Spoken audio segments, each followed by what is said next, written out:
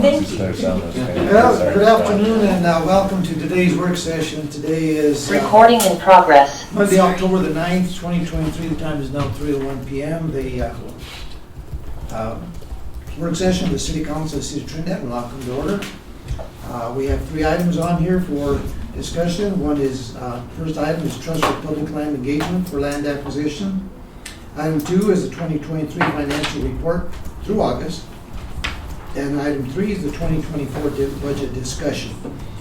Starting off with the item 1, Trust for Public Land Engagement for land acquisition. Mr. Ruler, is that you, or do we have some? Mr. Mayor, we have some guests online, and Mr. Charlie's here as well as part of this presentation, so I'll turn it over Jared, to why don't you come and sit up in front in case we got to throw rocks at you or something? Whoa. I think that's, never mind. I was hoping back here your aim wouldn't be so well up closer. That's dangerous. Thank you. So What do we got? we have been working. We have been having a conversation with the Trust for Public Lands for a while now regarding the purchase of property between here and the lake, mostly in regards with the Milosevic family and the purchase of their property. Trust for Public Lands has been negotiating with them, and actually it's probably been better to turn it over to Charlie with Trust for Public Lands and kind of lets you know where they're at in that process. But we've come a long way on the old Sopris project, and we're making some headway. So Charlie, if you don't mind jumping in and kind of just giving a little up to date on where we're at with that project. Sure. It's all yours. Yeah. All right. Thanks, Jared. Councilors, my name is Charlie O'Leary. I'm with Trust for Public Land. I'm on their land protection team. And as Jared had mentioned, we've been in conversation with Milosevic's for a good part of half a year, maybe a little bit more, and wanted to just highlight that that this project is that we've been engaged and essentially notified the city that we're working on this project. So we wanted you all to be aware of that. As Jared said, it's part of the lands that then would allow for construction of the old Sopris Trail that the city has been working on for quite some time, is my understanding. And basically, we are in the phase of negotiating on a purchase price and on the actual number of acres. And you all probably know that the city did acquire some land from the Milosevics several years ago as part of the Boulevard Edition, and this will extend some of those lands further down.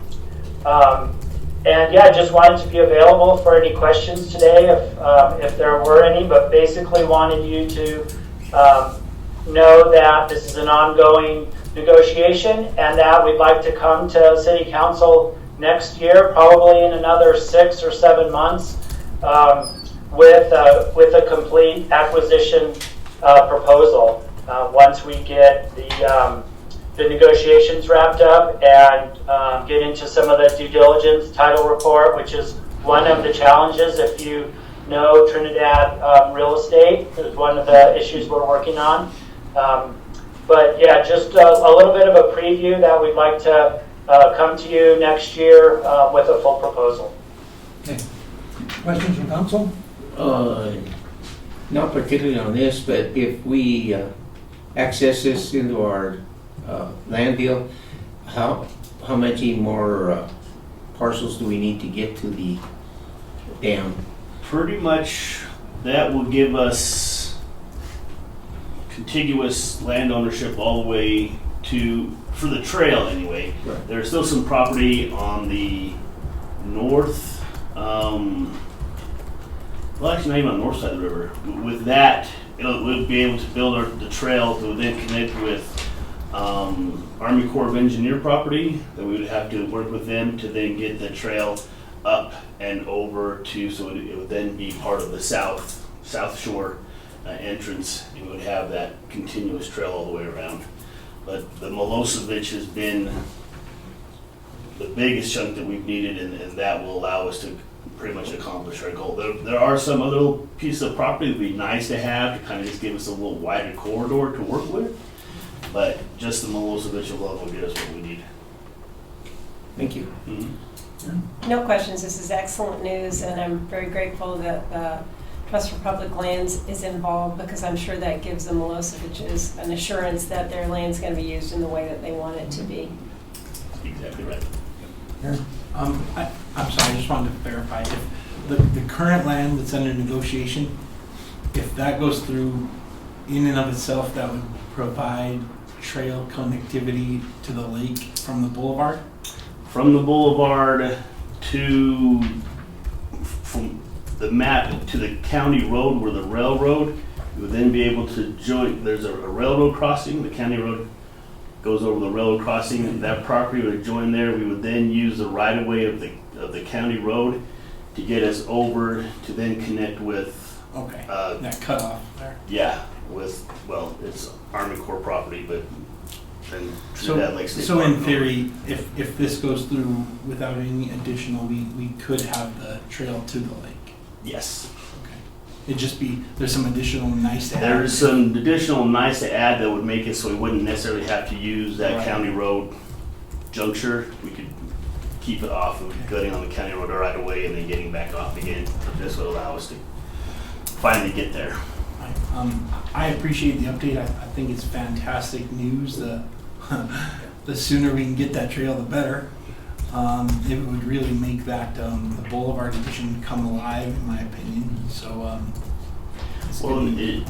approximately, and correct me, Charlie, if I'm wrong, it's about 300 acres that we're looking at. And so not only would it allow us a very cool trail network, but even some additional open space Yeah. for additional, I mean, if the city wanted to get involved into camping or different other recreational activities, we have, or just to preserve it as open space for whatever. Yeah. This is a project that GOCO is very excited about, and some other agencies, because this is really kind of what we're looking at as far as outdoor recreation, open space preservation, and really making a really cool connection between downtown and the lake. You know, you mentioned that there was an area that you'd like to have a wider corridor. How wide is that area right now that you're concerned about? It's plenty wide for the trail. I mean, you can definitely, I mean, the trail only needs about Right. 20 feet or whatever. It would just be a little more buffer room for just, the more the better, you know, I guess my thing. Well, I guess But the it- big thing is that, let's say you develop that into a bike trail, Mhm. and it'll get more, because if it's enclosed, then people want it to have a tendency to get off into where they're not Right. supposed to be, so I think that would be, Exactly. you know, I know that like I said, we've been talking about this project for way before I was mayor, and went up there and explored the whole thing, and we even walked that one time. And the Corps of Engineers has always been amenable to working to get this done, so it's good to see that it's at our doorstep right now. And I was Yeah. glad to see that there are other funding opportunities to help with that. In looking at 300 acres, I'm looking at you know, the purchase price, what that could possibly be with, and I'm not sure if the same cost would be with what we just dealt with in that other parts of the property.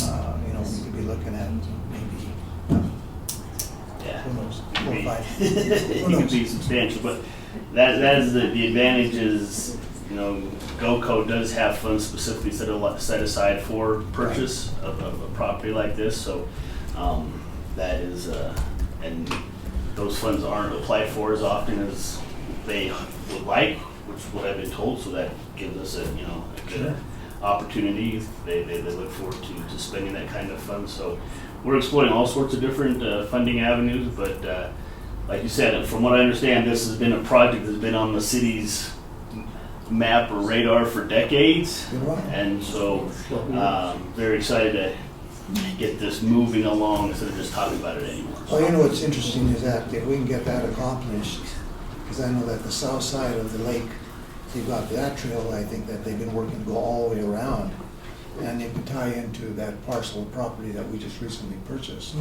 You know, so I mean, it would make a huge It is.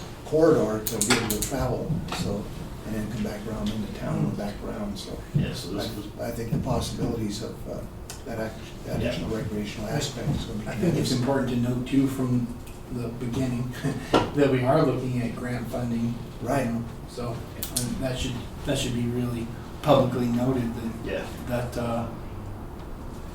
that's in the portfolio that we're looking at. Absolutely. And Mayor, I just wanted to thank you for saying, about the connectivity. I think it's really important. Couple thoughts. One, absolutely, this should be something that ties in with the Usla property. Or we need to come up with a better name than Usla property, but we will. And then I know the Army Corps has plans to build a trail around the entirety of the lake. Right. And if we can get those things done, we could really have something special Oh, yeah. here for our community. I think they have some part of that south side trail already in place, and then Quite a some, bit in place. and some of the north side even in place. too, Yeah. so. Mhm. So it's, as everybody works, all the different entities work together, we're all on our way to make a good connection. Eventually, this, then connection from the lake to the park. We already have Santa Fe Trail going up from downtown towards the park. We'll have this great loop where all our recreation assets are. Because I think it goes all the way up to turn off, going to Longs Canyon. I think that's where I think it would. Yeah. Right, Turn back come back around. So I mean, we're talking about a pretty big area, huge area. Fabulous. Well, thank you for working on this, and Charlie, thank you for digging in You're on welcome. this and Thank you helping us all. out. Yeah. Yeah, thank you. Look forward to the update. Okay, thank you. Okay, thank you. Okay, on to item 2, the 2023 financial report through August. Is never it. What do you have for us?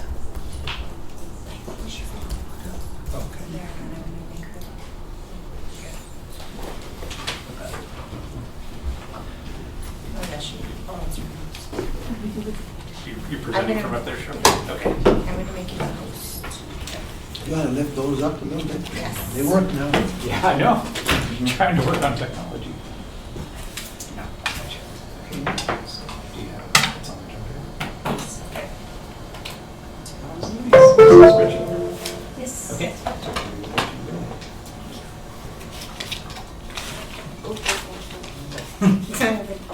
They do work.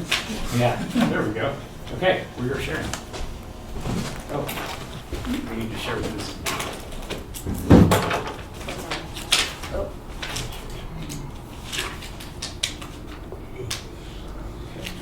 Are you getting happy fingers? Nope, I'm just making sure everyone can see it.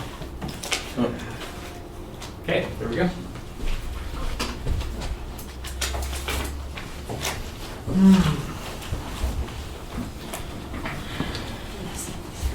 Okay, thank you. Okay, good afternoon. Whoa, there's not very many of you. Nope. So today we're just going to go over financials through August 31st. The reason I selected August is so that we could get a little bit through our seasonal utility billing. And even though we're going to go through August 31st, it only includes billing up to July because we always bill a month in arrears. So we'll keep that in mind when we go over utility budgets. But of course, we'll always start off with, as always, we're going to start off with, please work. There it is. With the general fund revenues. And hopefully you can see that. So through August 31st, our revenue collected was $11 million. And we are over collected by 4.5%, or we're $704,000 over. General sales tax is under collected by $247,000 at this time, which is, we're at 5.1 million. Last year at this time, we were at 5.3 million, so we've collected $157,000 less than we did last year at this time. A surprise receipt was the severance tax. We received an increase of $219,000 over last year. Severance tax we brought in as, it's included in intergovernmental revenue, and so $219,000 more than last year, and over budget by 300 and some thousand. So, a surprise for the swimming pool. Last year they made $40,000. This year $53,000. I'm not sure. Yes, it was just a little bit busier, but we did allow them to start accepting credit cards, and we had so much activity with And credit cards. That was a those slow cards. spring for them too, Mhm. with the weather. Right, yeah, so they did really well. It's exciting. And we are under collected in our charges for services in building and planning review, but it's just we're behind on our billing and we're gonna get caught up with that. So hopefully that'll level itself out towards the end of the year. And let's see, finally, we're over in our miscellaneous revenue by $308,000. $147,000 of that was an over collection in mineral leases as well. So severance tax and mineral lease were pretty good to us this year. And finally, we have received $238,000 more in interest than we had budgeted. And that's significant considering the fact that we've transferred some of that funding into the capital fund for the First Street project. So had we held on to it a little bit longer in the general fund, that interest amount would be even more. That being said, capital fund is reaping in the interest. So is that just based on good decisions on keeping money in markets that are yielding interest? Well, I'm not sure if you were on council when we decided to switch some of our investments into local government investment pools. I think that was only done 2 or 3 Maybe years ago. 2019. Yeah. Yeah, I think you. Oh, that's right. you were, Okay. yeah. And we started, bringing in significant interest, and then 2020 crashed, and then we weren't bringing in anything on any investment, just very minimal interest. Anyway, it bounced back and then some. So And Mayor Council, just so you know, we've had others hit us up about investing with their financial institutions, but we feel very strongly that we're not going to do any better than we're doing Mhm. in the investment pool. Right. So we're very proud of that right now. doing well. Hey, no, go ahead. I was thinking of something. I'll bring it up later. Okay. Yeah, good. On Any investment. Are there any questions on revenue? One I forgot to mention, marijuana is kind of tracking how we budgeted, so that's kind of good news. Yeah. July and August are our most significant months, so maybe that's the reason why. We'll see how it tapers off towards the end of the year, but we did drop it significantly, and we are collecting where we thought we would be. Well, I've been noticing there's a lot of activity in town. Mhm. There really is. Right. We'll see. So we're going to go on to expenses. I'll discuss significant over expenditures, first of them being information technology. If you recall, in the first quarter, information technology was over expended by, I think, $129,000. That's because we pay most of our subscription software at the beginning of the year. So it's tapering off, it's mellowing out, it's about down to $53,000. It should balance out towards the end of the year. Another significant over expenditure is in facilities maintenance. If you recall, we approved that contract with Advanced Climate Solutions to do HVAC work on all the city buildings. It's sitting in there. We need to move it into the capital fund because that will allow for maintenance of city buildings. We weren't able to move it until September, so you'll see that What's next. the reason why you weren't able to move it in until September? So we had already paid our first payment Oh, to Advanced Climate Solutions, and it locked up the PO. We had to figure out we tried to move the PO without voiding it, and we ended up having to speak to the software people we had to void. It's technical issues. So yeah, that'll get moved over. Parks and Rec, a little bit overexpended. They ended up spending more on concessions for the swimming pool and the operations of the swimming pool, kind of hand in hand. They brought in more revenue. They needed more supplies. And then finally, fleet is overexpended. We have recognized the expenditure or actually I should say the encumbrance of one of the fire trucks. So by doing that, it's just kind of taking fleet out of bounds, but it'll balance itself out. It's just because we created that PO and then $500,000 is sitting in there, but we actually haven't expended it. It's just encumbered. So overall, expenses are under budget by 9.5% or $1.6 million. One of the transfers I haven't moved over was $957,000, and that was, council had committed that money for land, and we were gonna move it into capital for the 1.2 million we budgeted in land purchases.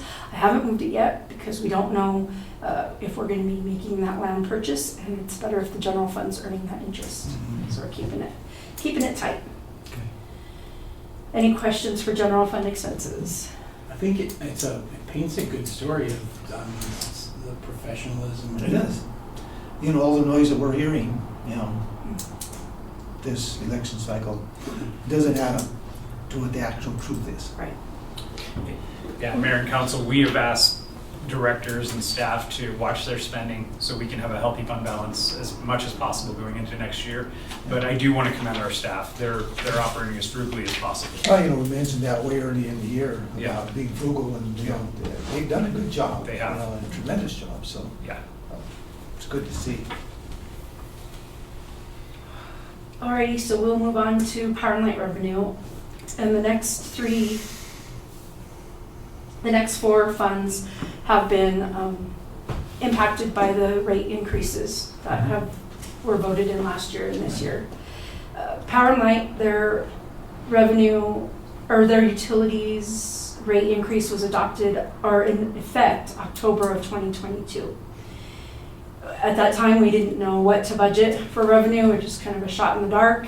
But through August, which would mean July usage, we are $44,000 under collected, which is not bad. When I did post September's billing this weekend, and we actually made it over the hump. So I think we budgeted pretty close to where we're gonna be. But anyway, for once, Power and Light is 1% over budget, and they've collected $12,000 more than anticipated. Well, that was one area since I've been on council that it's always been, you know, It's usually under. Well, it kind of catches up in the end of third quarter, but we wouldn't know that till October. Yeah, so. this increase definitely, we felt, would bring us up to where we need to be. Power and light expenditures through August 31st, $5.4 million. They're under expended by 1.2% or $98,000. Distribution is over expended, but they did have to stock up on some meters. Now that the meter project's complete, they're gonna start building some stock in their meters. Have we finished with all the metering? Still just a smidge more. The perpetual What swing. kind of smidge? Well, you mentioned metering, that's why I was wondering if Right. we're done with it. For the purchasing part, are we done It'll with be it? before the end of the year, then it'll be totally done. Yeah. Okay, yeah, thank you. Okay. Any more questions for Power and Light? If not, we'll move on to water. For the water fund, again, a shot in the dark. We didn't know what we should budget. The rate increase went into effect April 1st, so we are missing January, February, March of water revenue at the new rate. Even so, water is over collected by 5.3%. At 2.2 million, and they're $166,000 over collected. This time last year for water, let's see. So charges for services are 1.86 million, and then this time last year we are 1.46 million. So they're recognizing an increase of $411,000. Our overall revenue again is over collected by 167,000. And then on to expenditures, we are over budget by 5.5%. I can't remember why.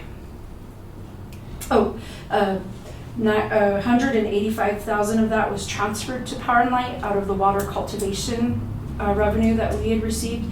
We transferred 185,000 to Power and Light for the purchase of their bucket truck. So that's a significant over expenditure in general administration. And then again, distribution and chlorination, they are just the materials, their hydrants, I think, tripled in price. So they had a significant expense in those distribution costs. I don't know if we're going to catch up with that. And then the filtration plant, They had a generator that needed some maintenance that was unanticipated, so they're overexpended by the generator about $6,700. No questions? I just had a question. Generally, are people happier with their bills? Are they understanding the new structure? Are we still getting pushback on that, or how's that It's going? calmed down significantly. My poor cashiers, they took a beating. But people will come in and they still like, how could it be this much, and why is the water significantly, because it's watering season. They're watering their lawns and they're going well over what their is it 7,000 gallons? So they really have they have trouble with that. But overall, it's calmed down somewhat. We'll see what happens when it starts getting cold for the gas rates. And does it look like with the rate increase that we're going to be fine, like we're getting to the place where we're getting enough to pay? No? Okay.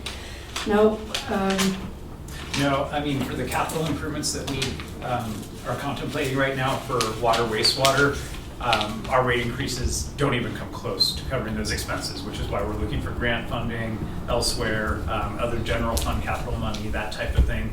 So even though the water fund itself looks like we're over collecting a little bit, we will never charge our taxpayers the actual amount that it costs for us to provide water service to them. What are some of the major projects other than the water tanks? The water tank's Is that the the big biggest? one. Yeah, but we're all eyes are also on some state mandates on lead and copper. Right now, it's not affecting us, thank goodness. But we could be in a situation in the next few years where we don't have lead pipes, fortunately, but we do have lead couplings that solder the pipes together. Those may be required to be replaced at some point. So we're never going to have a lack of issues. The biggest thing that we really need right now, besides the water tanks, would be a redundant water treatment facility. And as you can imagine, that's going to be millions of dollars. So we're always looking for ideas on how we can make that happen. And they're also in design right now are the water main replacements. There's 4 areas, Morris Canyon, I can't remember, but there are 4 places, and it was $203,000 for the engineering of that. So who knows what it's going to cost when it's time to actually go do the work. So And on they're the about they're about 50% complete with the engineering on that project. And on the wastewater side, we are in need of a new headworks building at our treatment plant. So that's another thing to add to the list that's very important.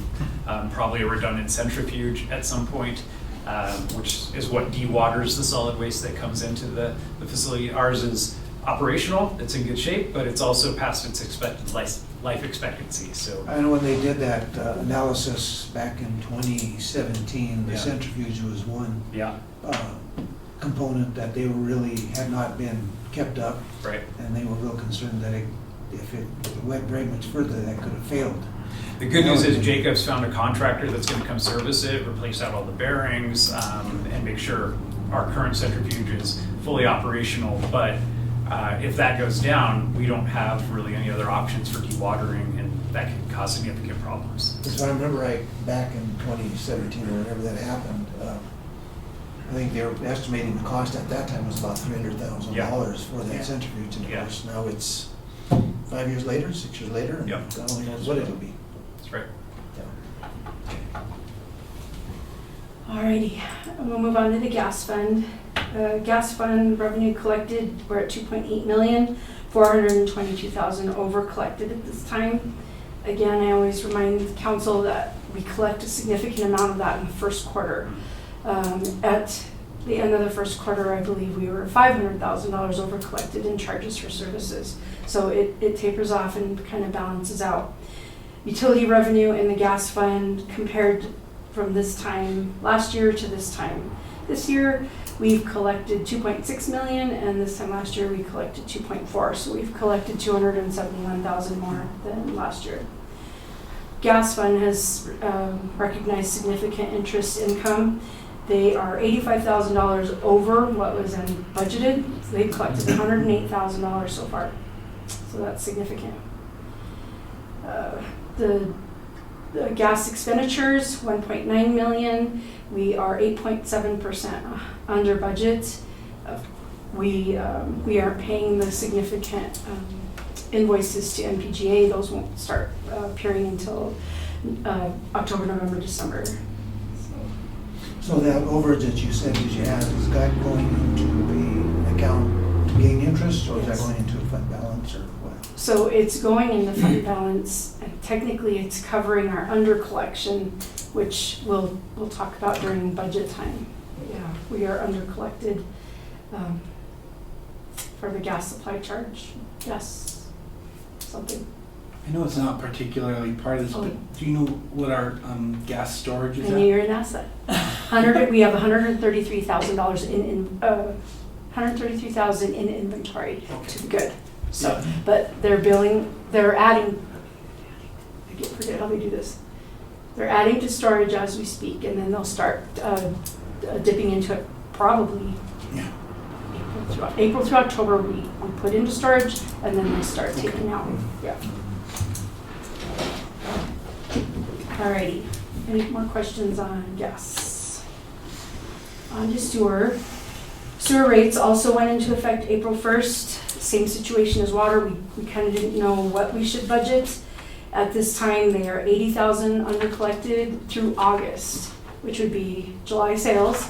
But again, I calculated sales through September, and we've caught up. So they are actually at a surplus, which it's working. Let's see, our utility revenue at this time is $100,000 under collected, but compared to this time last year, we had collected 1.2 million last year, and now we're at 1.5, so we are at 274,000 more than last year. And our sewer expenses, 1.3 million. We are $5,800 over expended. The reason for that is the SCADA system that was encumbered a couple months ago. Now it's $24,000. So that was unexpected. Any questions? What's the infrastructure grant that was budgeted through August of 2018-777, and we haven't done it? Are we going to use that grant? So we actually are using that. It's a DOLA grant, and it was reappropriated to be used on the First Street project for sewer lines. I'm not sure exactly, but we are chipping away at it. It's going to require me to do some journal entries to move it, because all of the First Street project is being paid out of capital, and I'll have to move it into sewer and recognize the grant revenue in the sewer. Thank you.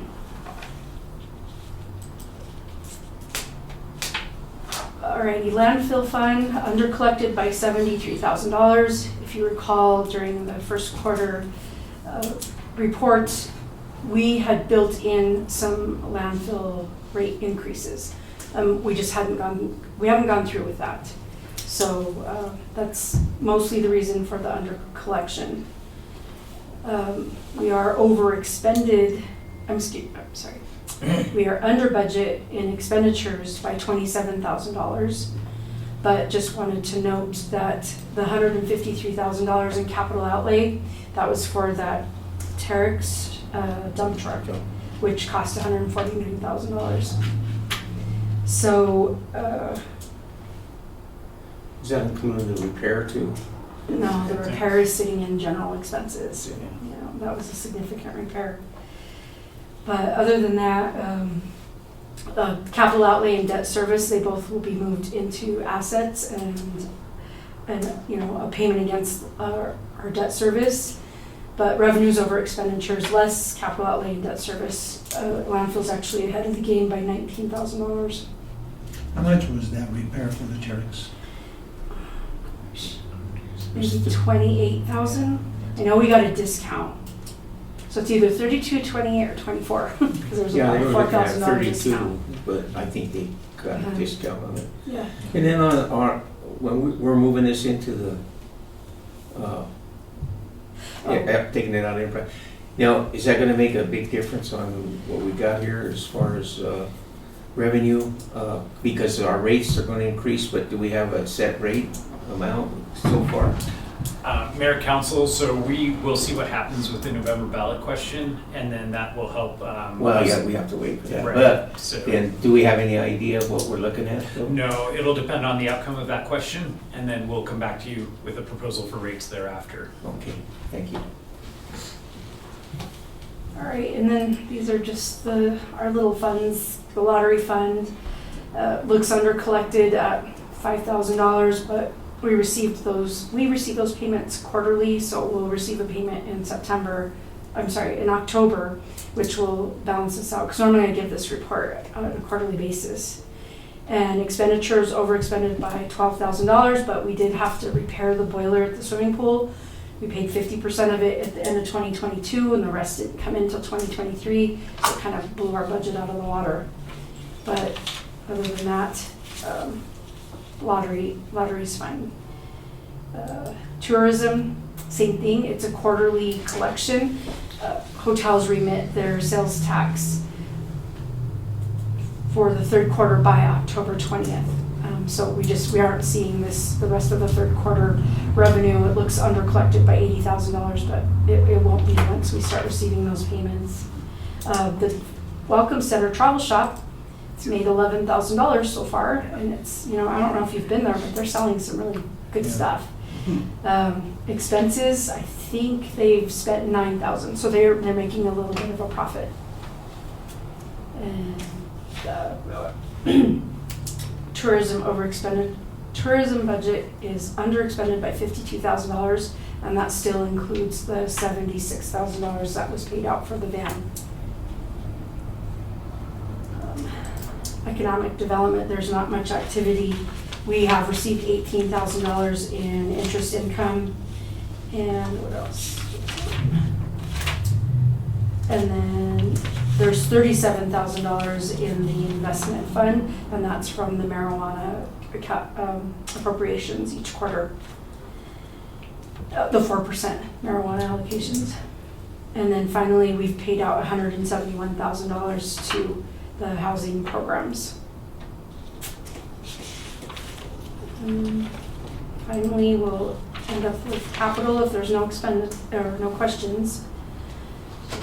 August 31st, we've collected $2.6 million in revenue.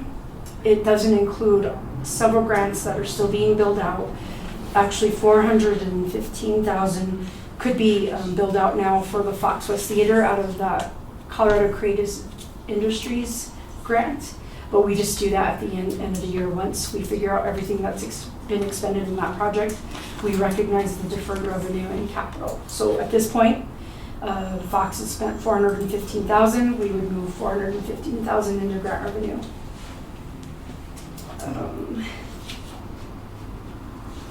Our expenditures are at $5.4 million, and that means actually projects completed. Space to Create is completed, La Puerta is completed, and First Street project is 77% complete. So that's First Street's project's finally moving really well. It's looking really good too.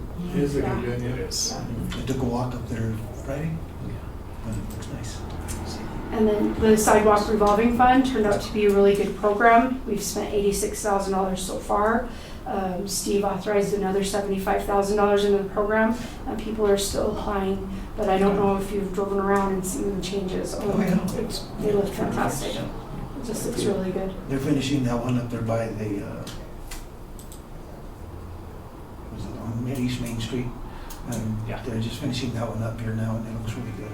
That was really in bad shape. Yeah. And then Monument Lake, they were appropriated $335,000, and he had that spent probably by end of June. Yeah, he spent that quickly. He's doing a good job with it, that's the thing. We could see the results. Exactly. So that's it for, it's not really second quarter and a half finances. Okay. Any questions? Other questions? Yeah, other questions? No, nothing like this. One question, typically, what does it look like, Cheryl, at the end of the year? There's a shortfall. Does it look like we might have a shortfall like we usually do, and we have to pull money from somewhere else to backfill? Does it look like, or are we going to be pretty well balanced out? We really haven't had a shortfall in a while. Okay. Usually general fund has a surplus and we move it into reserves. That's what I was talking about. Yes. Okay. Sometimes reasons for that is we order vehicles, we order some significant, for example, chiefs to fire trucks, 1.2 million. We budgeted that in 2021 and we still haven't received them.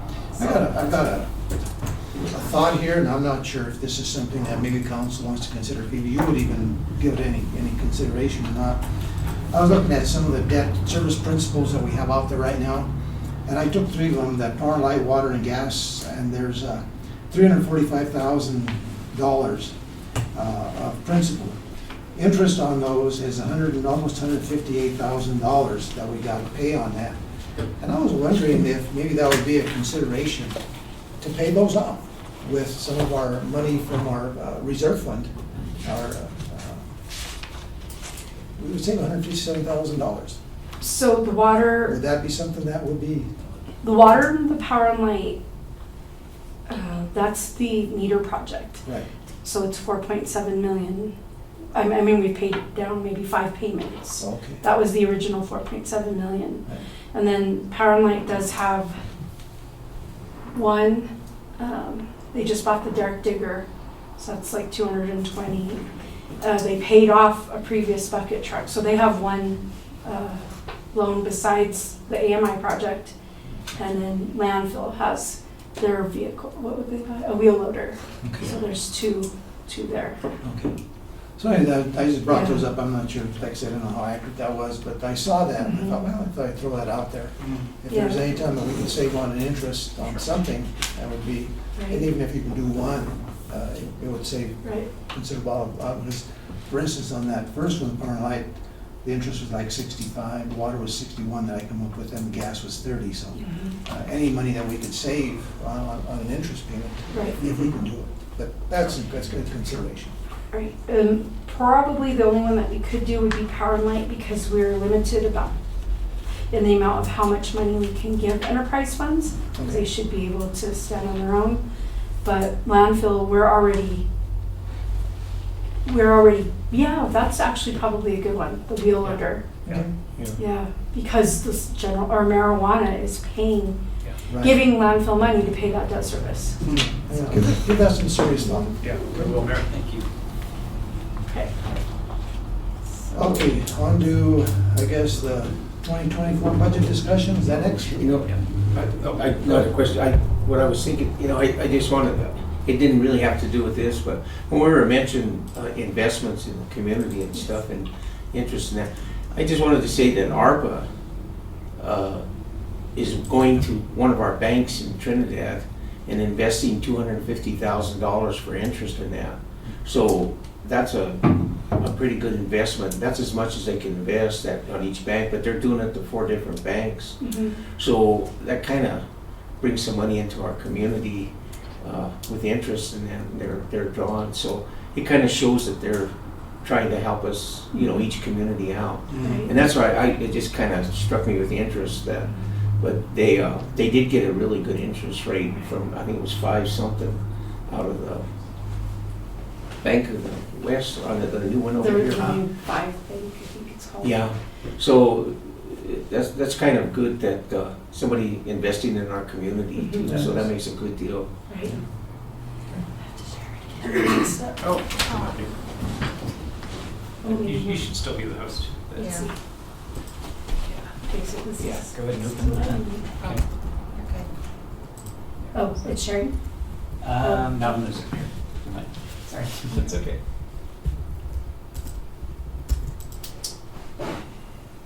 It's the PDF. Okay, you should be good to go.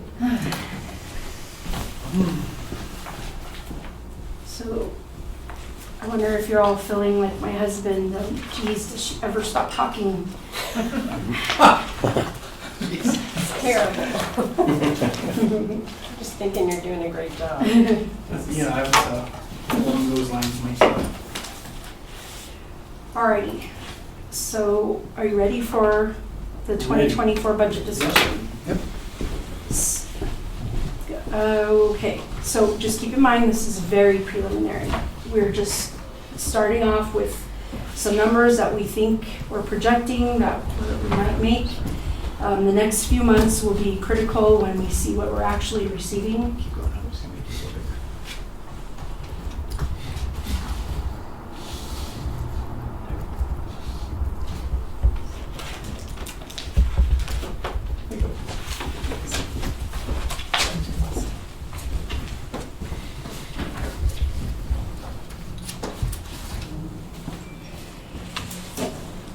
So first of all, for general fund revenues, the revenues are flat. The way sales tax is coming in, I felt comfortable keeping it at what we budgeted last year. It appears we're gonna make that mark, if not, maybe reduced by $200,000, but we should make the mark. Let's see. We did decrease marijuana again, this time by $507,000. It's just not coming in like we were used to. But at least we're still bringing in some marijuana revenue. Other than that, everything else is pretty flat. I decreased some grants because we've chipped away at it, received the revenue already. Even though we received $385,000 in severance tax, I still budgeted at $300,000 just to be conservative. We never know what we're going to receive. We would have never imagined we received $605,000. It's my understanding that way back when our Pioneer and Evergreen were moving quite along, that's what they normally used to budget. But after everything kind of shut down, I think $300,000 is going to be safe. And other than that, but general fund revenues are flat. Aaron, where does it look like, because you're in that industry, the gas industry, what are you hearing? I mean, you know, as you know, if you have a crystal ball, we'll get it right. But you know, I know every company is taking measure to increase their production,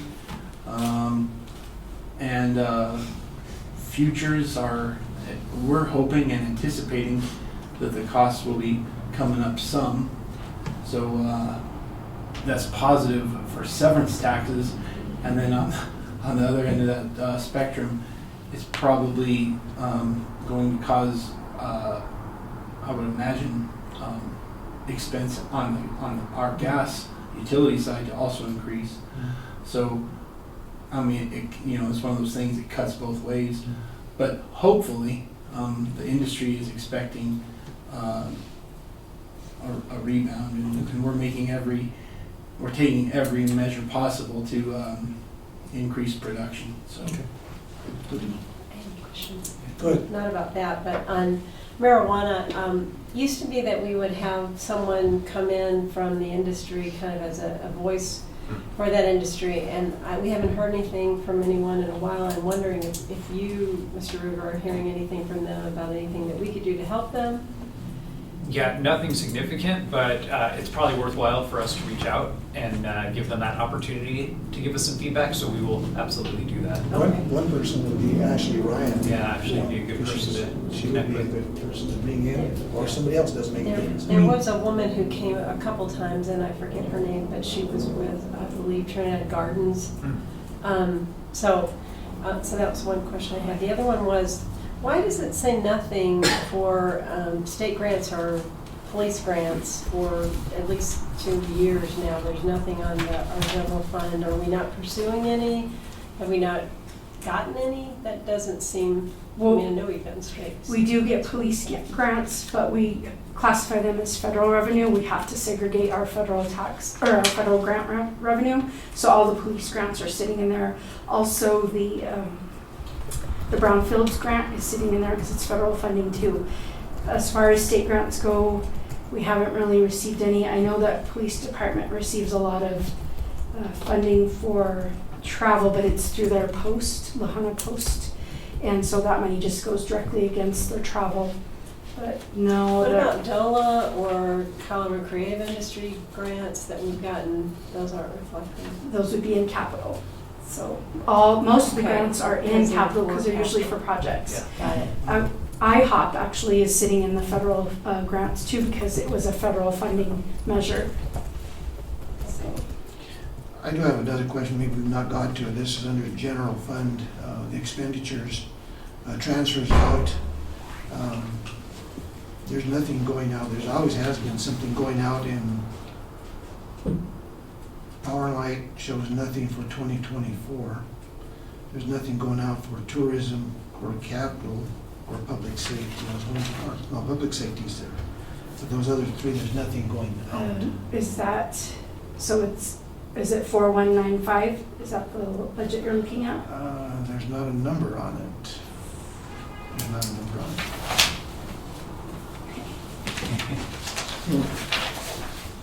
So I was looking at this right under general funds, department budget expenditure summary. Okay, so those are transfers in. Those transfers out, it Wait. says. And I was wondering why there's nothing, there always has been something. So I haven't put the transfer in for, let me think about this. Tourism, we won't be transferring out anymore because it's in that $600,000 subsidy that marijuana, when we allocate the $150,000 per quarter, that's going to be covering the tourism grant. And actually, I did a journal entry to move that out. No, that's actually tourism. So the $957,000 is for the land purchase, which that's going to happen this year. And I haven't put in the 1.2 million that we're supposed to transfer for committed funds for the Central Park renovations, just because we're trying to keep the budget balanced at this point. And then I'll show, all right, here's our expenditures, 14 million, here's our revenue, 14 million, and then on the bottom I'll say, and we're dipping into reserves by 1.2 million, because if I put that 1.2 million in there, it really skews the budget. Yeah. So we'll put that in at the end, and that's when we dip into the reserves. One other area that I was looking at in the general fund, under general government, 4197 agency support. And if you guys want to save some money, I think there's a couple of areas that we can. One is, here's something that Noah's Ark, to give them, according to this, the budget is $132,500. Again, we allocated that $100,000, $25,000 each month or each quarter. And I was wondering why we just don't give them that $100,000 instead of the $132,000. Give them, because back off on that $32,000 and use it elsewhere. And the other thing that I was thinking about is, I think that the Chamber of Commerce would give them 10, and I think that that's something that I'm not sure how much benefit we get from them, and I think that maybe that would be an area to cut back on. That would be a thought. What would be the, But what is the expense on Noah's Ark though? Is it over the 100,000? So we normally give them 32,000. However, council agreed to give them 100,000 in 2023. So we just built in the 100,000 in 2024, plus the 32,000. That's what I said. Yeah. So it would be better just to give them the 100,000. that's what I'm thinking. That's my thought. And Mayor and Council, I might suggest let me have a conversation with them, because my understanding was $100,000 you've authorized this year was just for this year. They have not come to me with a request for 2024 Okay. yet. I don't, unless I thought it was Was it moving ongoing? forward. I thought it was don't know. moving Okay. forward too. We've amended their. we amended, okay, never mind, my bad. So, So I don't know, I just think that, what do you guys think? Is the 100 that we're doing purely out of marijuana funds? Yeah. This And year. is that what our agreement specifies, that it's out of marijuana funds?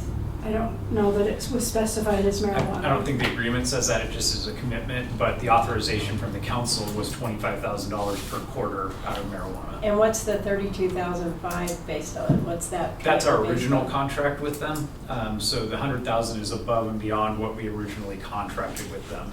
Why don't we just have one contract with them? Well, we do, we amended the contract to add an additional 100,000. That's why I said. Okay, I still, before we would just go to 100, I think that's a good idea for you to talk with them. Let me have a because- conversation with Yeah, them.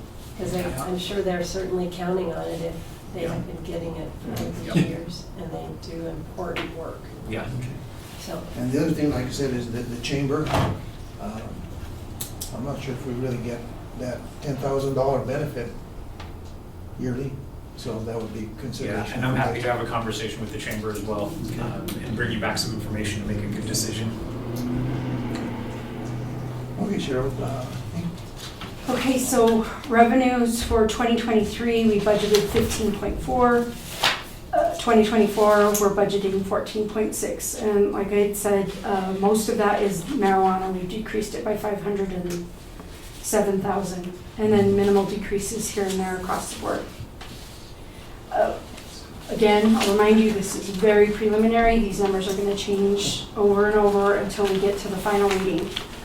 I have questions about several different funds that are mentioned in this first summary, but I don't know, do I wait until we're talking about each one of those, or is this a Well, I don't recommend going through each fund because it is preliminary, so if you have questions, I appreciate that. Okay. one of the things that you could do like I did last year is I actually sat with her.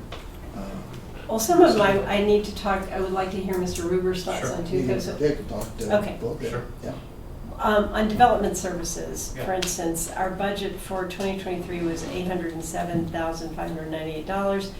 And then this year we're projected to spend only about $602,000, and for next year we're only budgeting $618,000.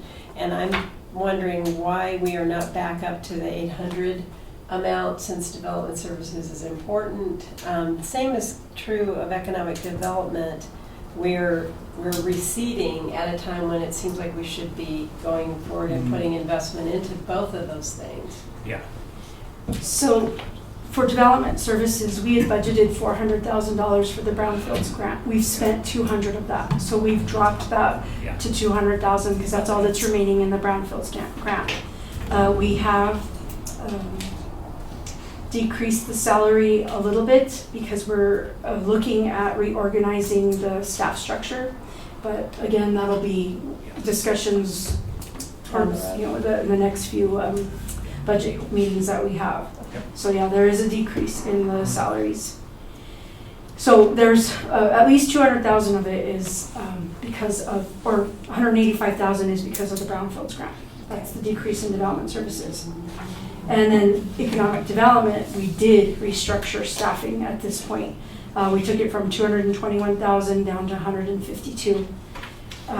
Just again, I'm sure Steve has his comments for that, but that's where we found some salary savings. I'm not sure if you recall that Councilwoman Grego asked how we were able to meet the significant increase in the insurance cost that we recognized at the end of, just now, and that's where we were finding it, in decreasing some of those budgets. The increase for power and light was $260,000. I'm sorry, the decrease. Sorry, I can barely read numbers. The increase in general fund power and light, property casualty, got it on the brain, was $260,000. So we had to find some places to cut in the budget, and those were the two. I think those are kind of unfortunate choices, I would just say, because especially economic development is something that I think that we should be stressing and investing in that right now. Yeah, and on economic development, we have some private sector partners that we've engaged with on a contractual basis who are doing some really good work for us. Good. And then I want to bring a further discussion as to how the council wants to pursue on economic development in the coming weeks. If that's something we want to retain in-house or look to partner with some of our other entities and maybe save some money in that regard. And then on the development services side, we are actively looking at restructuring our staffing. We have 2 vacant positions right now, and we want to see if maybe we can work with existing staff and then find ways that we can get as good, if not better, levels of service, but also save a little bit of money as well. So we're working on those right now. Again, as Cheryl said, these numbers are just preliminary right now. And if we need to beef up those numbers based on staffing decisions, we absolutely will. Thank you. Of course. Before we jumped into expenses, I should have made a note that there are no cost of living increases included within this budget. Saw that. You might want to explain, I'm not sure if you want to explain what we've discussed a little bit on that portion at this time. Mr. Mayor, I don't really want to get into that too much at this time, but we will be working with unions and seeing whatever we can do to make sure we're acknowledging the hard work of our employees. Sounds good. All right. And I would like to stress that each department, we asked them to submit a flat budget, and all of them did. There were a couple that didn't. Yeah. I'm not going to mention any names. But we worked. You may have. We sat down with everybody and said, hey, look, we have to cut where we need to cut. If these expenses can be recognized through marijuana allocations, let's move them into marijuana. And that's how we were able to get everybody to be pretty much flat request.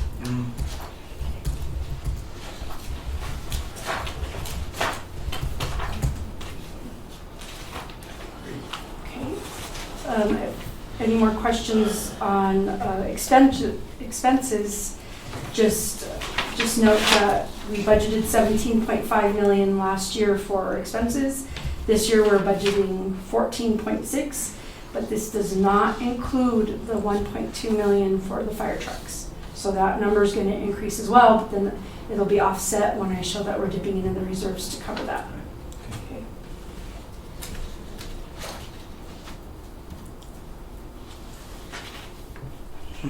You know, thing, we discussed this the other day when we met, and it shows, and across the board here, all the dues and subscriptions are under IT, but yet it's showing in each department, it's still showing dues and subscriptions, and how does that work? Well, every department has their own dues and subscriptions when they maintain memberships to, for me, it's GFOA, thank you. You're welcome. And everybody has their own little memberships, but all the IT software subscriptions for every fund, or even the enterprise funds, sits in the IT department just so that they can track them, so that we don't have 4 different subscriptions to Adobe, or 5 different subscriptions to something. It's in-house with IT, and they can make sure that we're not overpaying. That's what I was wondering, it shows, so they're still all Yeah. accumulated under IT department. Okay. But that's just subscriptions for software. Oh, Yeah. just software, this is not other subscriptions. Everybody else's dues and subscriptions are minimal, like for the Muni Corp, it's $120 for the judge. She has an annual membership to something, and Here's one for, like I said, this is 6012, $1,750, that's city management administration. Yeah, that's ICMA. yeah, and city council has their it's $5,000, $6,000 for CML. So yeah. That was one thing I was going to ask, is that under agency support, I noticed that our budget going to COG has increased like $3,000 this next year. Is there a reason for that, Aaron? Why such a huge increase? Which one? That was our dues that we pay to the council of governments, went from 13,000 to 16,500, 13,500 to 16,500. Mayor, I don't have an answer for that, but I can get it for you. That's quite a substantial increase, and I don't understand why. We actually we have correspondence from council of governments telling us what it would increase each year for the next 3 or 4 years. I apologize, Mary. I do. That's been there's been increased administrative costs realized in the organization, and the previous way that the dues were divided amongst the 2 counties and the cities served was changed, and we unfortunately as a city did get larger dues, and they were sent to the city. So we pay. When it's been some time. So I believe it was 13,000 last year, and then 13,500, yeah. 13,500 this year. Does that sound right? 16,500. 13.5, and then it's going to 16.5, and it's supposed to increase one more time, I think, next year, Yeah, it will. or for 2025. So is Walsenburg paying the same as us, or are they paying less? It's I will have to check on that, but their dues went up as well. It's proportional based on population, I believe, if I remember right, because we had several options that we considered. And we tried to do it in the most expeditious and fair manner, and I believe per capita was how it came down. But I can get the answer to that. I guess the thing boils down to any of these agencies is what kind of benefit that we're getting back from all these agencies for the amount of money that we're expending. Yeah, I That's mean, the way I look at it. I think we could have that even the interim director would be willing to come and give an update, but I think the benefit that South Central Council of Government provides in the city is very much justified that expenditure. I mean, with every service we provide, there's an associated cost, and I think it's well worth the outlay. We could bring that in if you'd like us to. That would be a good idea. And Mayor Council, I think it's very important to look at these dues, but for council of governments particularly, there's grants that we wouldn't otherwise be eligible for unless we Yeah, the were- CDBG. Exactly. So I think the benefit for us far outweighs the expenditure, but we should be mindful of what the charges are and look into those, make sure we understand those. Okay. Go ahead. Set of questions for you. I understand the tourism fund budget is not based on projecting that initiative or whatever will pass. So if it does pass, are we expected to get a new budget? Yes. Okay. Because Yeah, Mayor Council, if it does pass, we will be working, staff will be working diligently with Lodging Tax Advisory Board, Parks and Rec Advisory Board to propose a budget to you all for your consideration. And we will know by November 7th. Yeah. First reading would probably be hopefully the second meeting in November. If not, first reading would be first meeting in December. So you would have that before you, hopefully, before we approve the. in particular, that what we're presented with here concern me because we're cutting our budget for local festival funding from 100,000 to 50,000, and it was my understanding that we were going to try to look for opportunities to fund those types of programming because it brings tourists to town. So I'd rather see that go up. Yeah, and Mayor and Council, and that's a great observation. We anticipate that would go up based on what happens in November, but keep in mind that funding as budgeted is for grant support for other events, for other people's events. We'll bring to you a policy question of whether or not we want to continue that grant process at some point, but I would imagine our general fund will increase significantly on us providing our own events to our residents as well. But loud and clear, couldn't agree more that events are something that are desperately needed in our community, and we want to make sure 2024 is just full of opportunities for people to get out and about. Great, thank you. Of course. This may not be immediately related to what we're discussing, but with the opening of the new hotel, how long will it be until we're able to see? Are we just dividing the same number of hotel nights in Trinidad over a larger number of hotels, or are we actually picking up hotel nights per month or per day, however you want to look at it? So we haven't seen any activity from the new hotel. We will October 20th. I believe they open the 1st of July. Yeah. So we're gonna get a whole quarter report and lodging tax at that time. And that's it's due October 20th. I mean, that'll be a really revealing number too, to see if overall hotel stays have remained constant or if we've seen an uptake. I will say this, I talked to Cy some time back and she said that they had like an 80% occupancy rate. Has that been to the detriment of the other hotels? That's what, Yeah. that's the thing that you're asking. Yeah. And we won't know because all the other hotels will report October 20th as well. So October 20th. Right. Okay. Yeah. So it's a waiting game. Yeah, but I think, I would really like to reiterate, and it sounds like we're in agreement though, but I think it's important, reiterate what Councilwoman Ogletree is saying. I think it's important that, like when Jason Decker was here, it was Jason Decker that mentioned, when times get tough, a lot of people look to cut the advertising dollars, and that's probably when you need to find some way to scrape together a little extra advertising dollars, because if we get people to Trinidad here, that fixes all of our ills. Even like, we were discussing how do we help the marijuana industry. We'll get people to Trinidad, that helps the marijuana industry. Councilman Grego brought that up even last year. She brought that same point up in house that you're talking about. Yeah.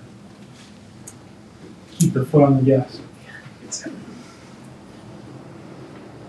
Okay. Until you get speeding.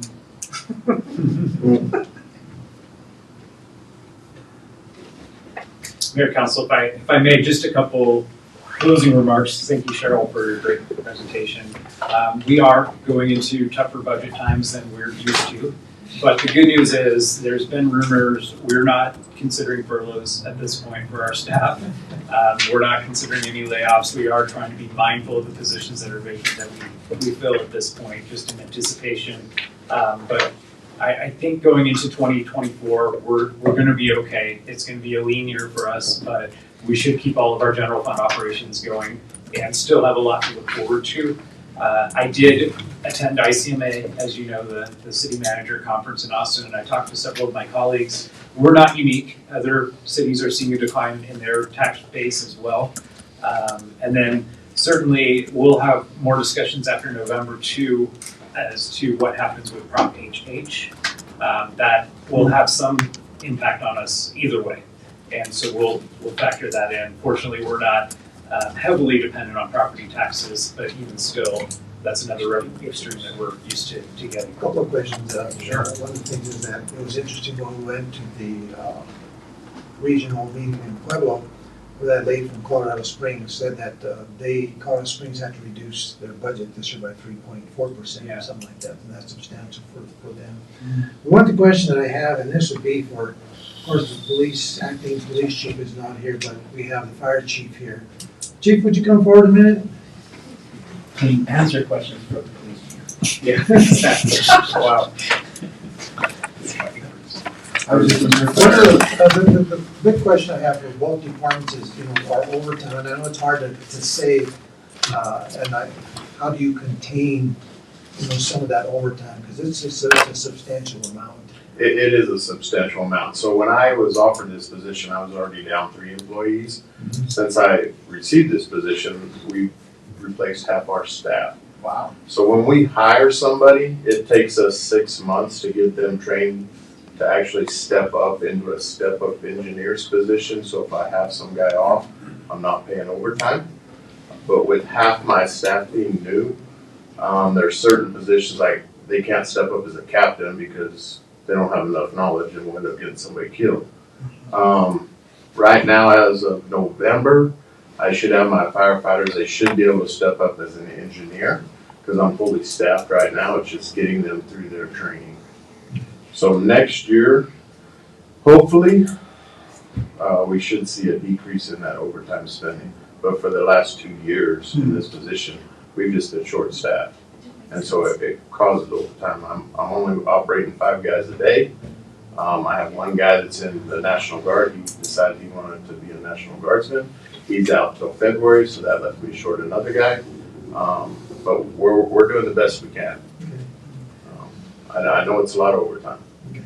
And the same thing for the police, and I know that's. I can't speak for them. I don't know what their position is. Chief, I'm not Chief, but Steve, maybe you might answer this. This is on the police side. Yeah. Thank you. The body cameras, I know they're necessary. In 2022, we allocated, roughly in the last 2 years, we've allocated roughly $120,000 for body cameras. And we're looking at another $65,000 this next year. I've always a question, they're necessary. Yeah. How many body cameras are replaced yearly? That's, of course, the chief is not, I'm not sure if you have. Yeah, maybe Cheryl knows. So that amount includes about $35,000 for the maintenance or how they're able to be downloaded, whatever software they need. And then the rest of it is for, Chief Backrack uses it too. RMS? The records management Yeah, system? record, yeah. So Those are two costs to keep the body cams going. When we purchase the body cams, that comes out of marijuana. This is just maintenance. Okay. And the other thing is, under the police department, it's under the firearms training. There's $36,000. But then I've noticed this last year twice, I believe, that the police came to us for a budget or for an amount for ammunition. And that came out of marijuana, I believe, they were asking. So I'm wondering why they don't ask that up front in their actual budget. We told her to keep the budget flat. Yeah. So they're keeping it, when they need above and beyond, they go through marijuana. Yeah. It isn't above and beyond, they should have that anyway. 6,000? I mean, on their ammunition and stuff, that should be, let's figure that in instead of. We don't have it. I mean, they do have 6,000, which I think gets them by yearly. I know that the reason that they asked for some recently is because whoever used to be responsible for inventory of ammo was kind of just eyeing it. When he actually retired, they went in there, took inventory, and that's why they needed extra to catch everything up. Yeah, and Mayor Council, just a couple more thoughts on that. I believe the purchase we just made is actually gonna tie them over for a long time on ammunition. The other thing that the police department's working on is to ensure that officers have a standard gun. So it's the same type of ammunition for everyone. And so we're working on that to make sure that everyone's carrying the same caliber of weapon. I know that was a discussion way back, because they were talking about every policeman. Yeah. That they would go out and buy their own gun. Yep. And somebody buy X and one would buy Y, and that was creating the difference of not having the same type of ammunition to have. That's exactly, they should all buy Rugers, but. No associations.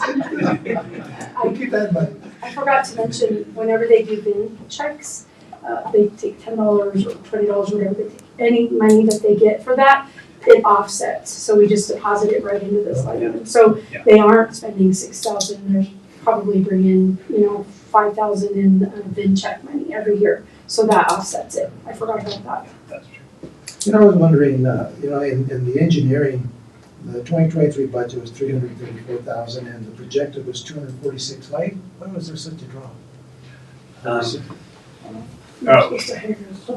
Right, because we had contemplated hiring a public works director aside from Bob. Right now, we're kind of in limbo again on the lodging tax to see what happens with that. And then do some structural reorganizations if we're able to create a Parks and Rec department. Yeah, because you're budgeting back to 2023, 334. Yeah, at this point, Mayor and Council, just the way our budget's looking, we're just looking for everything to save money. One area that maybe, and I think other communities do this, is, we have all of our street lighting. Yeah. And they stay on all night long, and I've heard that other communities, what they'll do is they will rotate lights, so they'll go off for, in one section, or one every other light, for maybe a short period of time, they'll rotate that. I'm not going to say anything. How difficult that would be. That was going to be your. That would, just no way to do that. Okay. That would be. Difficult, Yeah, Mayor Council, I will say, and then the lights out there are LEDs, yes, so that's made a big difference. Yeah, that's true. I don't know if it's germane to this discussion or possible to discuss, but what is there a way to easily encapsulate what education pieces we've done for the public for the lodging tax? I mean, is there? As far as the ballot question? Yeah. We've done a lot of just ancillary education. TPL is helping us, but we have a voter guide that is ready to go that I'm hoping we can get out on our social media, over to our news channels by tomorrow. Because the ballots, what are the 15? They went out. Oh, they are out? I got mine the other day. Oh, you did? You got a ballot already? I thought so. Maybe I'm No, wrong, it's so I just- shouldn't speak inside. It just explains the tax. Yeah. Probably got a voter guide for people. Yeah. The other question I had is under capital projects fund, the 2023 budget, we showed that Sand Creek Trail path at 1.8, but there's nothing in 2024. We've not done anything with that? No. And I'm not sure, are they bidding that out yet? We had a delay in the grant award for that. They wanted to switch around the funding source for us, so we've been working through that issue. But yes, they have bid it out. I believe they've awarded a contract, right? For, Let me think about that for a second. yeah.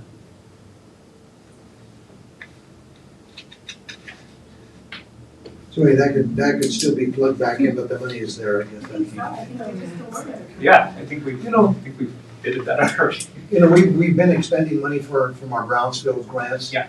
Is there additional grant funding available for 2024? We do still have a little bit of money But left. is there some additional funding that we can apply for? Is there something available? I would assume so. I believe we're on a grant cycle right now, and as soon as that grant cycle is over with, we will apply to have that refreshed. The other item that and then I'm looking at the capital projects under ADA access. Yeah. Typically, the projection is right around $500,000 to $600,000 a year is what we've typically actually paid out. But yet we're allocating close to $1 million every year. Yeah. So if you wanted to save some money in your actual budget, and back that off to, let's say, $750. Yeah. And so at least, I'm not sure if that's a thought. We actually have to budget in capital because we have a Right. giant reserve. Yeah. I mean, we could move it into other projects, but I believe the 4-year plan, there's something here. Basic.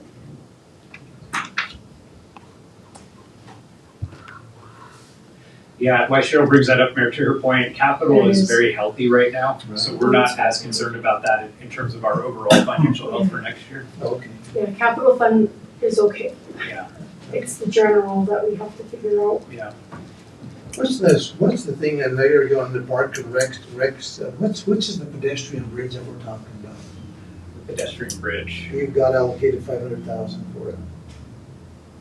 That's in Parks and Rec. For 2023? For 2024. Pedestrian bridge. That may just be an error. Well, that might be an error, Mayor. We will check on that. I'm not sure what that's for. Okay, so that's number Right. 7674. Right. 7674. I think, did Jared ask for that for Boulevard Edition? I can't remember. I We will have to find out look for it you. up. We have a pedestrian bridge there, right underneath there, so Yeah. that should be more than enough for it. Yeah. Yeah. If they're gonna complete that trail though, they need a second one, would they not, to get back over? Yeah, they probably would, It might be actually. so. It might be Hey, that. check into that. Yeah, we will definitely check into You that. have a citywide payment? On citywide paving, we had Yeah. $1,025,000 budgeted for 2023. We've only projected to have spent so far 300,000, and we have $1 million for next year. What are we not doing? We didn't spend $725,000 on citywide paving.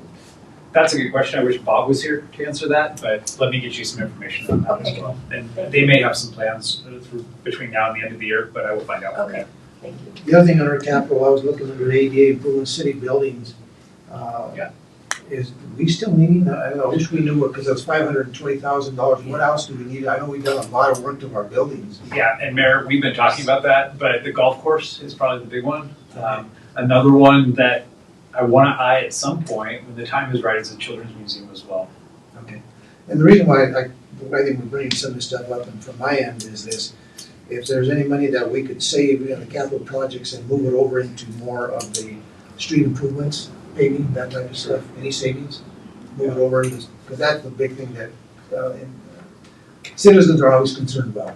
Is our streets and the conditions they are. So any savings that we could move over into that area, I think would be beneficial. And Mayor, another one that you all didn't bring up, but that's on our radar, is the money we've had budgeted for a couple of years now, I think, for the Public Works building. Right.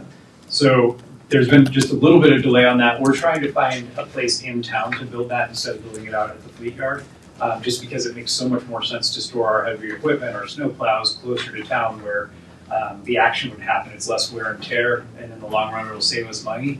We think we found a location adjacent to the gas yard, so we're exploring that, but we do intend to get that project started by the end of the year. Let me ask you a question, I mean, just for curiosity. Monument Lake, we donated over $1 million in the last few years to that place, and we aren't getting anything back on it. Is there some way we can change that around? I mean, we're giving them $250,000, and somewhere or another, we have to get some money back. I mean, that's our place up there. even though he's doing a great job in that, you know, seems like an awful lot of money every year, and it seems like he's the only one benefiting by it. So, I mean, the place is nice and that, but there should be some way to generate revenue back, and I'm not saying into the city, but to cut back the $250,000 we give them every year so that that money could be back into the lake. I think one of the areas, and I think they're supposed to be giving us so much from their entry fees.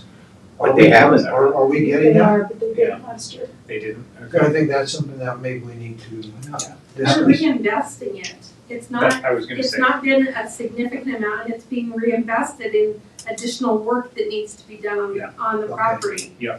So it's not like he's just putting that in his pocket, it's. Well, no, I'm not saying he's doing that, but, you know, we need to get, some way or another, get some return back on that, because that is one of the best properties. Same as the golf course, we're trying to get that back into where we can get some revenue back out of it. Did we go forward with contracting with that company that does the phone studies so that we can get the metrics off the phone?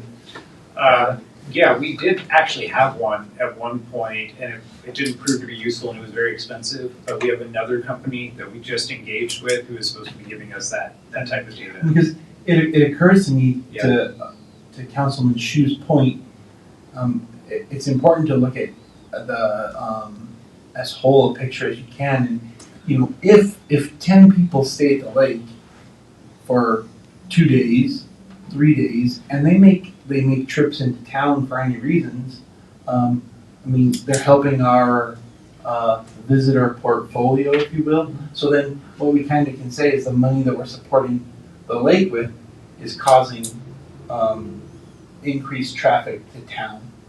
Because we don't get any sales tax from them up there. Right, but I mean. Well, I understand what you're saying, and I'm not saying that it's not, I'm just saying that we should be able to get some revenue back, you know, even at the gate entranceway, there should be a percentage. And that money could be put back into the lake so we don't have to take it out of our budget, is what I'm saying. Well, I think one of the things that we're into year, 3 now with them? We're into year 3. Yeah.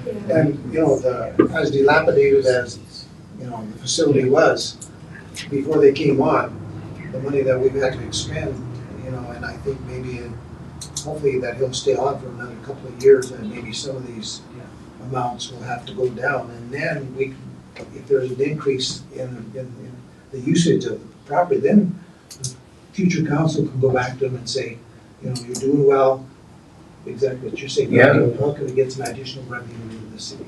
And Mayor Council, to Audra's point, yes, they do invest a lot of their revenues back into maintenance and everything. But as we continue to get the facility up to where it needs to be, when it comes time to contract renewal, we may be able to Councilmember Shu's point, negotiate where we're actually getting a direct revenue back instead of it going back into the facility.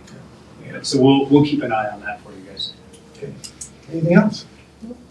I did have a future work session request, if I may. I know, Oh, sure. I'm gonna shut this Oh, down, I'm are we sorry. good? Yeah. Yeah. Okay. Cheryl, thank you, you're Thank you, doing a Cheryl. tremendous job. I know we hit you with a lot of questions.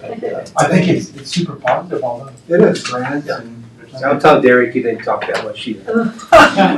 Voices first.